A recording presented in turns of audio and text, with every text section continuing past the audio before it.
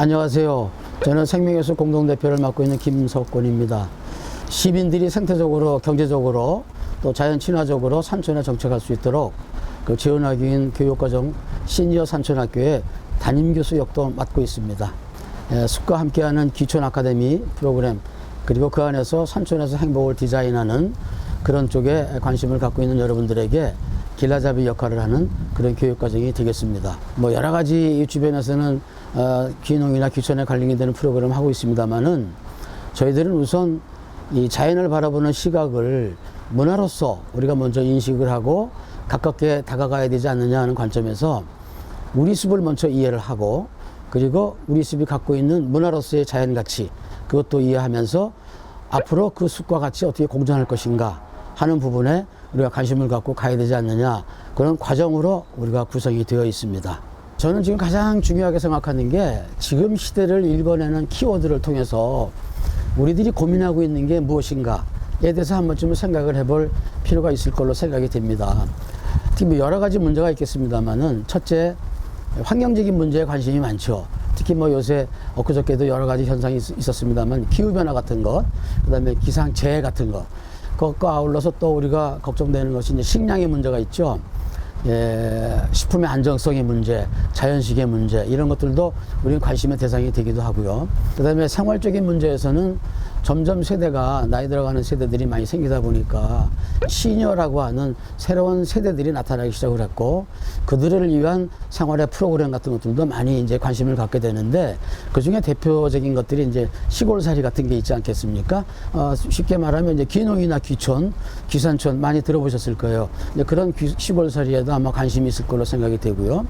그 다음에 사회적으로는 1차적으로 경제적 활동은 끝났다 하더라도 또 다른 사회 활동을 뭔가를 지금 갈구하는 그런 세대들이 많이 늘어났다는 것이죠. 근데 그런 분들에게 재취업의 시대라든가, 또 사회적으로도 베이비 부머 세대가 사회에서 은퇴를 하는 시대가 되었기 때문에 그들에 대한 것도 이제 관심을 좀 가져야 될 시대가 되지 않았나 생각을 하고요. 그 다음에 복지의 문제는 역시 노후 건강 문제, 그 다음에 교육적 관점에서는 정상적으로 이 일은 끝났을지 모르지만 앞으로도 우리들이 개인적으로도 할 수 있는 일들이 많이 있을 것 같아요. 뭐 새로운 일에 도전한다든가, 또 하고 싶은 일이 있다든가, 또 가장 잘할 수 있는 일을 누군가에게 전달해 주는 일, 이와 같은 것들이 지금 이 사회를 이끌어가는 중요한 키워드가 되지 않을까. 시니어 산촌학교에서는 이와 같은 관점을 좀 모아서 우리가 교육 프로그램에다 한번 녹여볼까 뭐 생각을 해봤습니다. 그 중에 대표적인 게 지속 가능한 사회에 연결되어 있는 키워드, 뭐 생태 본능, 또 탄력 회복성이라든가, 슬로우 푸드 많이 들어보셨죠? 마크로 비오틱 같은 거, 또 슬로우 시티, 마을 공동체, 이런 것들을 다 녹인 그런 프로그램으로 이끌어 가고자 합니다. 조금 되돌아 생각을 해보면 60년, 70년대에 무작정 상경이라는 용어가 있었어요. 시골에서 도시로 살기 위해서, 경제적으로 활동을 하기 위해서 많은 분들이 올라왔는데, 결국에 그것은 농업을 떠나는 그런 모습이죠. 그 이농 현상이 많이 일어났었는데, 최근에 들어서는 이에 반대되는 현상들이 일어나고 있죠. 2000년대 들어서 도시에서 시골로, 예를 들어 이제 제2의 삶을 살기 위해서 이제 어떠한 삶을 살아야 될까 하는 고민을 할 때 많은 분들이 이제 시골살이에 대해서 많이 고민을 하고 있죠. 그래서 그거는 아까 말씀드린 이농 현상에 반대되는 이도 현상이 일어나고 있다, 이런 생각이 드는데, 거기에 주역이 누구냐면 바로 베이비 부머 세대, 한 10년간에 나타난 700만 명이라는 그 세대들이 새로운 움직임으로, 사회 현상으로 지금 자리매김을 하고 있지 않나, 이런 생각을 해봅니다. 그러면 이제 새로운 삶, 인생 이막, 뭐 여러 가지 말들이 있잖아요. 근데 나는 누구인가에 대해서 진짜 근본적으로 한번 생각을 해봐야 되는데, 많은 분들이 이제 조급하게 생각을 하시죠. 이제 어제까지 회사를 출근하다가 이제 그만두면 나는 무엇을 해야 될까? 어디 재취업을 해야 될까? 내가 가서 할 수 있는 일이 있을까? 많은 고민을 하는데, 저는 한 가지 사례를 한번 소개해드리고 싶습니다. 은퇴 후에 삼식이라든가 하와이라는 소리를 듣지 않으려면 무엇을 해야 될까 하는 이야기죠. 그 이야기 가운데 중심에 있는 분이 금융이라든가 항공업계 유명한 CEO로 계셨던 빈센티라는 분이 계신데, 67세에 이제 은퇴를 하셨어요. 근데 이분이 주장한 게 뭐냐면, 쓸모 있는 빈센트, 이런 얘기를 했어요. 이게 무슨 뜻인가 하면, 집안에도 할 일이 많다라는 거예요. 그러니까 제가 예를 들어 오늘 누군가를 위해서 음식을 만들면 그 자체가 셰프가 되는 거다. 또 오늘은 내가 모처럼 집에 안에 있는 잔디를 깎아줘야 되겠다 하면 그것은 자연스럽게 내가 정원 관리사가 되는 거예요. 이와 같이 우리 주변에 멀리서 볼 게 아니라 우리 주변에도 할 일이 많이 있다. 즉 그건 무슨 뜻이냐면 누군가를 위해서 나도 할 일이 있다라는 것이거든요. 그래서 결론적으로 말씀을 드리면 나이와 성별의 구애를 받지 않고 스스로 유용함을 갖춘 사람, 이른바 쓸모있는 인류, 호모 유스폴리스라고 하는 그런 사람이 되자 저는 이와 같은 사람이 되는 것을 시니어라는 분들에게 해줬으면 좋겠다. 이 역할을 부탁드리고 싶습니다. 예, 그러면 이번에는 도시 생활을 접고 제2의 인생을 어디서 살까? 새로운 삶터에 대한 이야기를 말씀을 드리고자 합니다. 이른바 새로운 정주 공간이 되겠죠. 많은 분들은 이제 귀농, 귀촌, 귀산촌이라는 얘기를 합니다. 그러니까 이른바 농촌이나 산촌이나 농산촌에 가서 사시겠다고 하는 말씀이거든요. 근데 이걸 다 합쳐보면 농경 사회에서의 공간구조, 사회 생활 공간구조를 보시게 되면 숲이 있고 마을이 있고 그 다음에 거기가 농경지가 있는 거예요. 그러다 보니까 농경지에 사는 사람들은 우리가 보통 농촌 이렇게 얘기하죠. 산에 가까이 가는 사람들은 산촌 이렇게 얘기해요. 농지와 산지가 같이 있는 곳에 사는 분들은 농산촌에 산다 이런 말을 하죠. 이걸 다 합쳐보면 시골 이렇게 되죠. 시골살이, 그러니까 시골 양자, 마을 양자 써가지고 그래서 농산촌, 농촌, 산촌은 다 한 장소를 뜻한다는 걸 우리가 쉽게 알 수 있어요. 산이 있고 마을이 있고 농경지가 있는. 그래서 이 농경 문화 속의 생활 공간으로 만약에 간다고 한다면 귀농이나 귀촌이나 귀산촌은 한 군데에 가는 것이나 마찬가지다. 그래서 이거를 우리는 귀향이라는 말을 좀 드리고 싶어요. 말씀을 드리고 싶은데 귀향은 뭐냐면 고향에 돌아간다는 생각으로 자꾸 생각하시는데 원래 우리들이 살고 있었던 그 벽두덕한 산줄기의 끝자락에 자리한 우리 삼토로 되돌아간다. 그렇게 생각한다면 우리는 한반도에 사는 우리 민족에게는 모두에게 고향과도 같은 거죠. 그래서 그 고향은 우리들 모두에게 핏줄의 뿌리이고 마음의 바탕이 되지 않겠느냐. 그래서 결국에 가끔 우리가 생각을 해보는데 평소 몇 배 걸려도 가보고 싶어하는 그곳, 그 고향이라고 하는 것은 생명의 뿌리에 대한 확인이자 인간다움의 향수가 아니겠느냐. 그래서 결국에 우리는 도시생활, 살아가기 위해서 여태까지 생활했던 도시를 뒤로하고 시골살이를 하러 가는 것은 결국에 모두가 귀향하는 것이나 마찬가지다. 이런 생각을 갖게 한다고 생각합니다. 자, 그러면 어떻게 할 것인가에 대한 문제의 대안이 나와야 될 것 같아요. 조금 전에 말씀드린 것처럼 뭐 환경이나 교육이나 여러 가지 관점에서 우리가 검토를 해봤는데 그 가운데 21세기 최대의 관심사는 역시 환경 문제하고 무엇을 할 것인가에 대한 할 일에 대한 문제인 것 같아요. 그래서 말씀드린 바와 같이 우리가 귀농, 귀촌, 귀산촌이라고 하는 것, 즉 다시 말씀드리면 시골살이잖아요. 그 시골살이라고 하는 것, 생활 환경과 할 일이라는 것과 한번 연결시켜 보게 되면 우리가 요즘은 많이 들어본 용어가 되겠습니다만 반농 반사라는 얘기 많이 들어보셨을 거예요.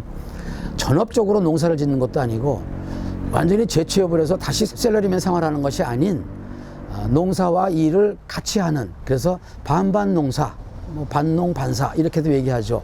그런 생활을 우리가 추구하면 되겠다라는 말씀을 드리고 싶습니다. 이 일은 무슨 말씀이냐면 반농이라고 하는 것은 경제적 활동을 전업적으로 농사를 짓지 않고 자급자족하는 정도의 하늘에 맡기는 농사예요. 농업이 아닌 농사입니다. 그래서 적당히 하는 농사.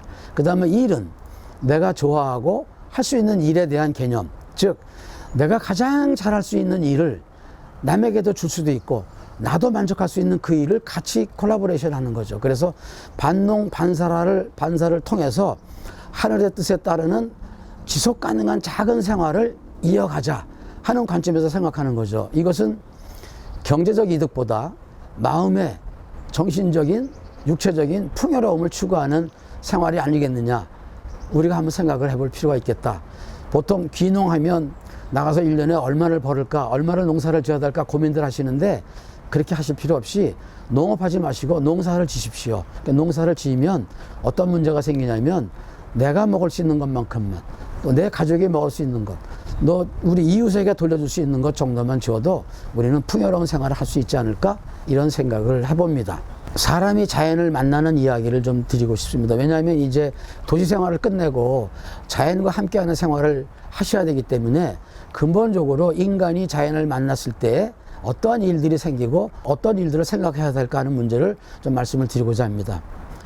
18세기 후반 19세기 초에 문명 앞에 숲이 있고 문명 뒤에 사막이 남는다라고 하는 샤토브리앙이라는 사람이 한 말이 있습니다.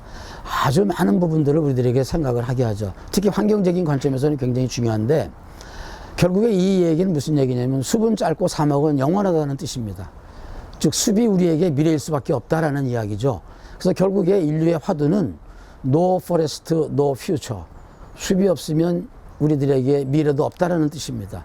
그 이유를 단적으로 증명시킬 수 있는 몇 가지 사례를 좀 말씀을 드리고자 합니다. 2004년도 노벨 평화상을 받은 아프리카 케냐의 왕가리 마타이라고 하는 환경운동가가 계십니다.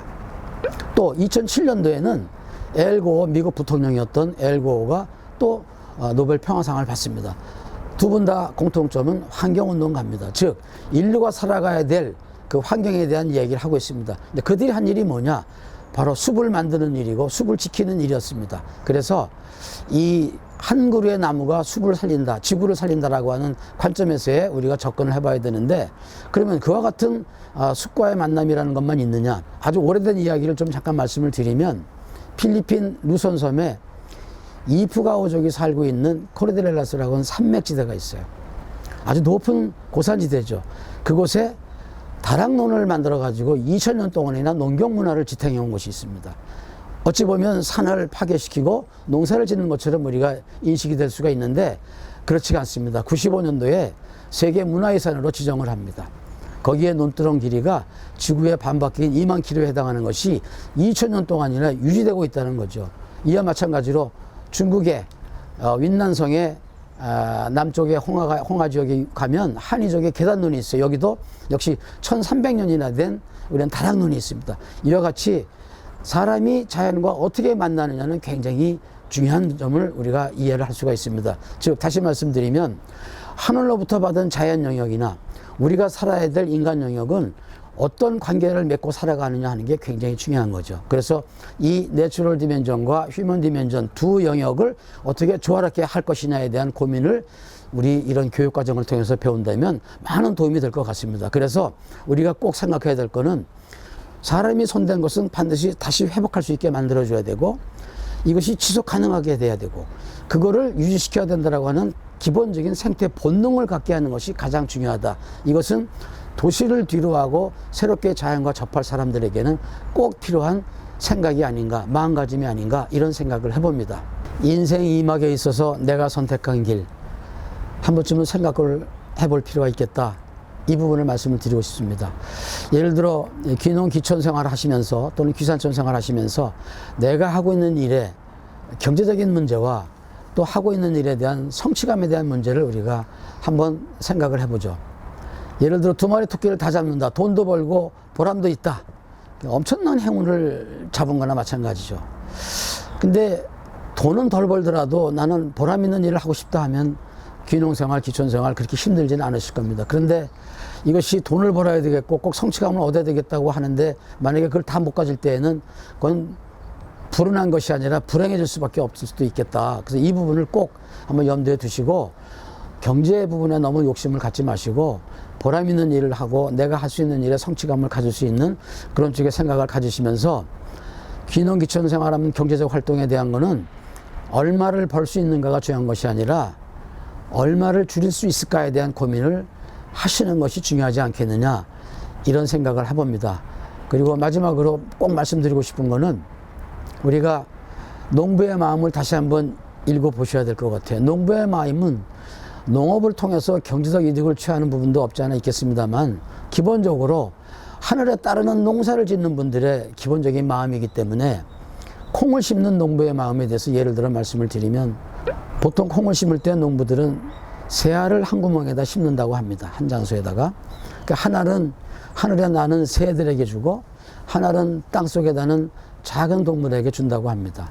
그래서 결국에 새알 중에 하나는 내가 키워서 집에서 먹기도 하고 가족에게 주기도 하고 이웃에게 나눠 먹기도 하는 그와 같은 마음가짐이 필요하지 않느냐. 그래서 새로운 생활을 갖는 분들에게는 이와 같은 마음, 즉 마인드 리셋을 해둘 필요가 있겠다 생각을 해봅니다.